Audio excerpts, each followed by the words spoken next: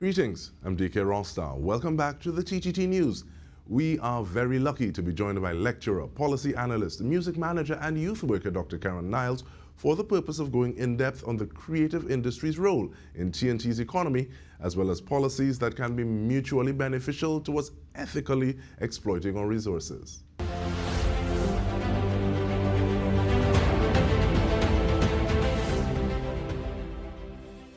Welcome, Dr. Niles. Thank you so much for joining us. I want to start off, though, asking your thoughts on the lessened fuel subsidies. I think there's an old adage. You may not get everything that you pay for, but you must pay for everything that you get.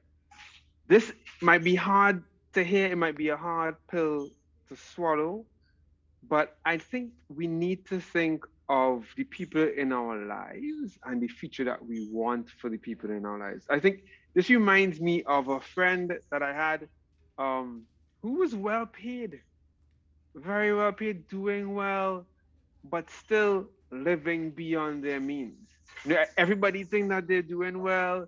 Everybody think, they're buying drinks to everybody on a Friday evening.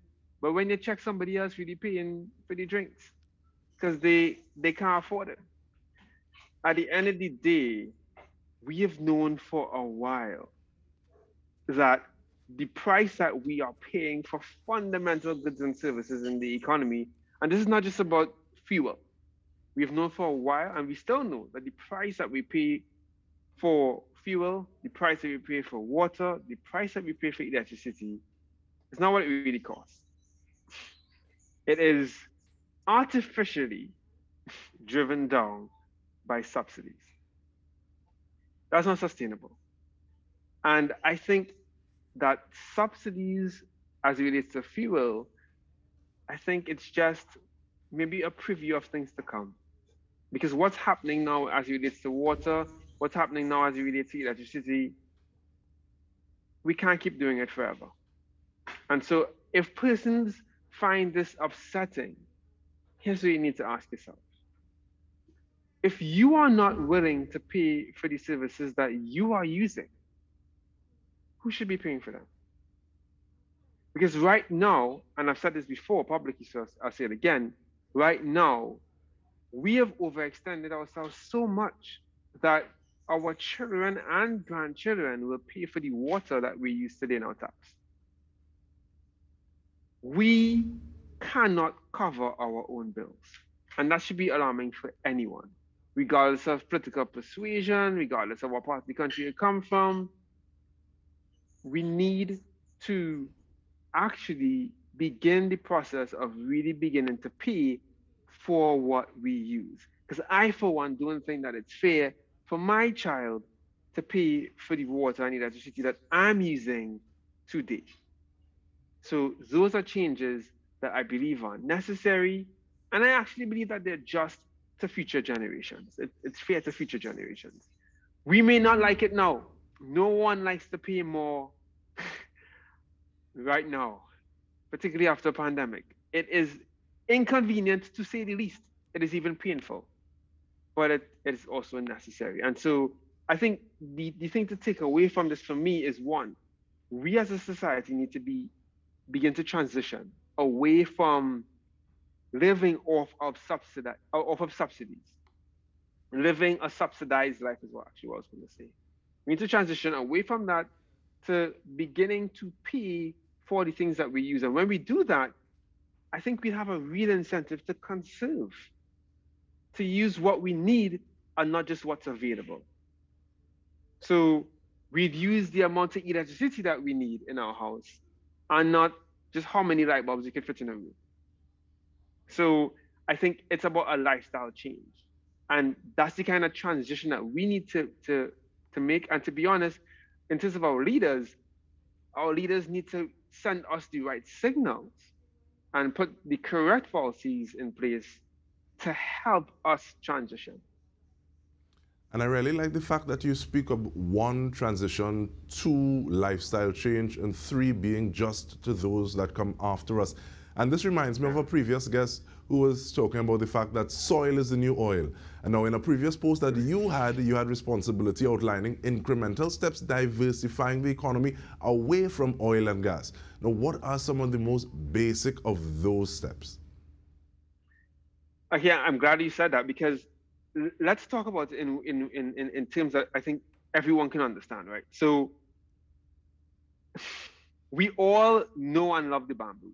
And we all know and love the bamboo because it's where we can go to get relatively cheap car parts when something goes wrong in our cars. But here's the reality, right? In terms of small steps to transition. If you are the owner of one of those shops on the bamboo, here's what you need to know. Right now, in most of our vehicles, there are thousands upon thousands of car parts. And you know that because you own a shop in the bamboo. However, the average electric car, like the ones that first came out and the ones that are currently in production, they've taken the amount of parts in a car from thousands to about 100, 200. There are going to be less car parts to sell, period. Because they're going to be less, cars are going to be made out of less parts. How is that going to impact our business? If I own a car parts store, and not necessarily for me, not just for me, but for my kids when I pass this business on. That's the idea of transition. And we need to be able to make a step by step by step. So from now you begin to ask yourself, okay, well, what does the car industry look like for electric vehicles? And how can I incrementally make or position myself to benefit from this transition to electric vehicles? What are the things that I can sell from now? How can I position my business so that it exists in 50 years? That's what the economy needs to ask itself. And that's what most economists are asking of our government today. Like, what are the gradual steps that we need to make as a people and as a society? And what are the policies that we need that would take the country incrementally from point A to point B? And by the way, this is a leadership problem in the one on the one hand, and we should call it what it is. Leaders are usually the ones that say we are at point A, we are going to point B, and point B cannot just be a developed society. What does that even mean? When do we become developed? Point B can't also be we're going to become a more diversified economy. You have to be more specific than that. Point B has to be we are going from a dependence upon fossil fuels and the revenue generated from that sector to having a certain percentage coming from manufacturing, having a certain percentage coming from the creative sector. It's so, and like, I'm pretty sure that was Mr. Senon, Alpha Senon, that said soil is the new oil. A certain percentage, as he would say, coming from agriculture. And he's right. We need to have not just words saying, we need to diversify the economy, but we need to say, okay, well, listen, we are going to diversify away, yes, not just away from energy, but the energy sector itself. What is the future of downstream production in the energy sector? What does that look like? And for many of us, it includes hydrogen. And so it's time to get specific. We can't talk in general terms anymore. We don't have time. We can't afford it. So when we talk about agriculture, we need to talk about value-added products. I remember we used to argue about what are we going to do with the mango? Like, how do we add value to the mango? How do we add value to the things that we already produce? So we already produce pasta in this country. But I remember my friends and I were talking about, like, would I buy shadow belly spaghetti? I don't know if I'd buy it. I mean, it sounds interesting, but it's value that we could add, shadow belly spaghetti. You know what I mean? But it's just an example of how you can take something that we already do and add value to it that in order to produce a good that's exportable. And And that's one of the that, things yeah. that's one of the things I want us to get to when we return from the break, because the way that you said, okay, well, we need to get to specifics as opposed to just these airy fairy general terms, and looking at institutional assessment and design as it pertains to the creative sector and its role in the economy of Trinidad and Tobago is what is on the cards when we return. We are speaking with Dr. Keron Niles. Stay with us. We return with more. Welcome back. We are speaking with Dr. Keron Niles, and just before we took that break, Dr. Niles, you were speaking about the fact that we need to get specific so that we have a clear idea of where we are, articulate where we want to be, so that we can build those tangible incremental steps to get to our preferred destination. When we talk about the creative and cultural sector, though, many times you have intuition, you have vibes. So what are some of those institutional assessment and designs for the cultural and creative sector that can be used to take us forward movement versus that feeling or intuition saying, well, I think this will work. I think this will help the economy. I think this will help people feel good. Well, I'd say there are a number of things that we need to do. But I'd say first and foremost, we need to ask people who are actually working in the sector, what are the fundamental things that they need? And this is not just performers that we need to ask. We need to ask persons involved in the business of the sector. We need to ask persons who help to facilitate business in the sector, because actually some of the most active business people in the sector have never set a foot on stage, ever. But they are gainfully employed in the creative sector today. As a matter of fact, when we did a study on how money moves in our carnival economy, we actually found that some of those that make the most amount of money from carnival never step on stage, ever. And so, first things that we need to do is need to ask a question. When I worked for the Economic Development Advisory Board, and I was asked to kind of really look at the creative sector in more depth, I got out the office and actually went to speak to one of what we call the elders in the sector. And it broke my heart when he looked at me and said, "You are the first public official to come and ask my opinion." And I was just like, that's crazy. That is, I mean, you can't make policy about something that you don't understand. And so I'd say we need to start there.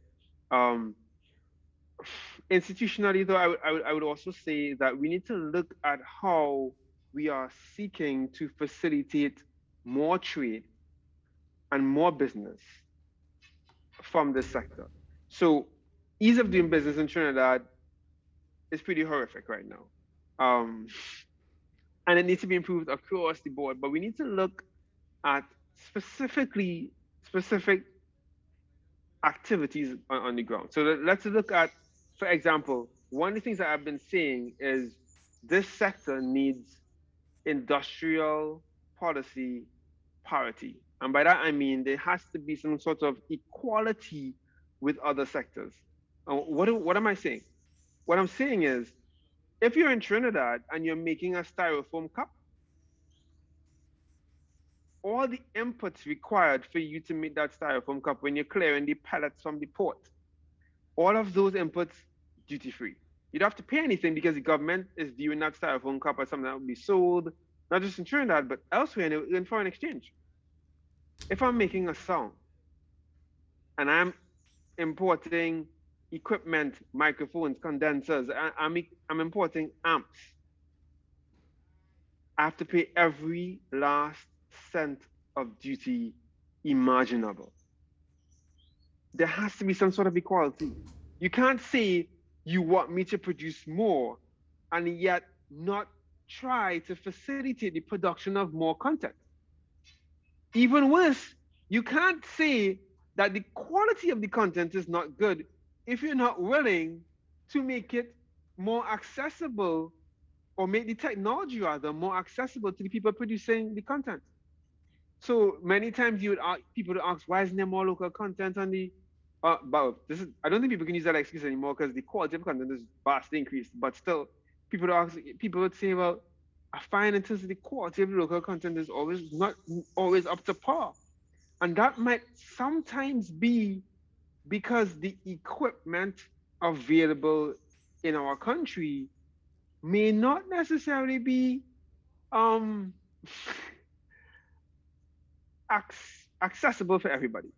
And, And this, that's because it's and the way that you're expensive. able Yeah. to bring these different strands together, Dr. Niles, it makes me want to ask the question whether Coral Green is a vehicle for you to test out some of these models and theories so that you're able Yeah. to have academic thought rooted in best practice moving forward to policy. Yeah, exactly. In addition to engaging these elders in the sector. Yeah. So essentially, so I've been doing research on the creative sector for about, oh wow, I'm gonna sound old here, but I started in 2008. I'm not gonna give the amount of years because I think it makes me sound I'm really old. But I started in 2008, and I started looking at how people actually make money, and started to go talk to people and really begin to map the process, the economic value chains that exist in the sector. And I remember when many years later, when I was working for the government in Trinidad, and some artists actually walked into the door and said, "Why don't you get involved instead of all this academic work? Come and consult, manage actual people doing actual work instead of just showing us all of these graphs." And I said to them, "Well, no, I like the graphs." Uh, and then they challenged me again. They came back and they said, "Why don't you actually come and help us?" And so I told myself it couldn't be that hard. I mean, I had all these years behind me of doing the work in theory, of understanding how it works.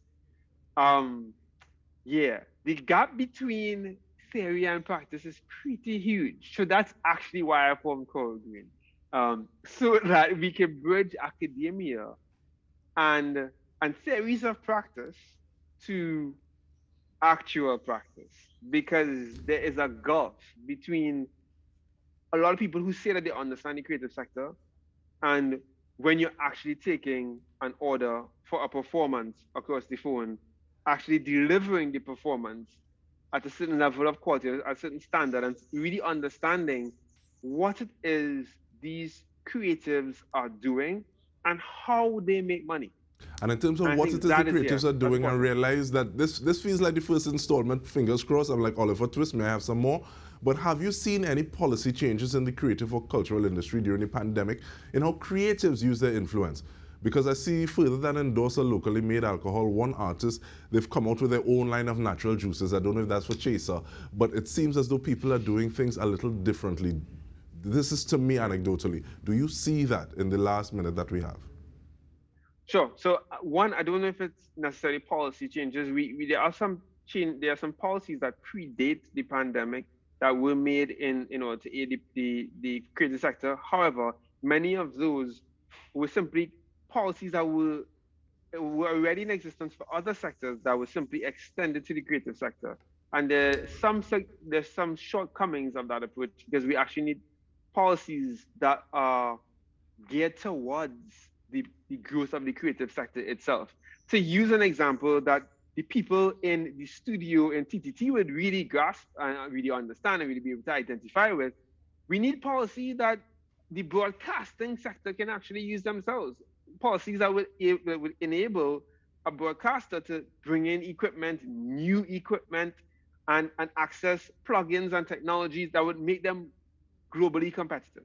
But to answer your question directly about what people are doing, certainly persons are now taking recorded content a lot more seriously. And that's one thing that I have seen happen on the ground. Before, persons weren't as serious about understanding the importance of intellectual property, of finalizing their split sheets, which is an instrument used to determine who owns what shares in a song.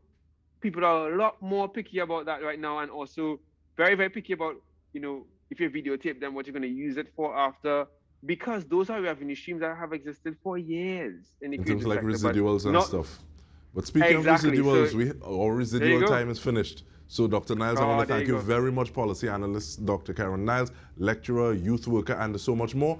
And on behalf of our entire news team, I'm Dike Rostant. Thank you for joining us.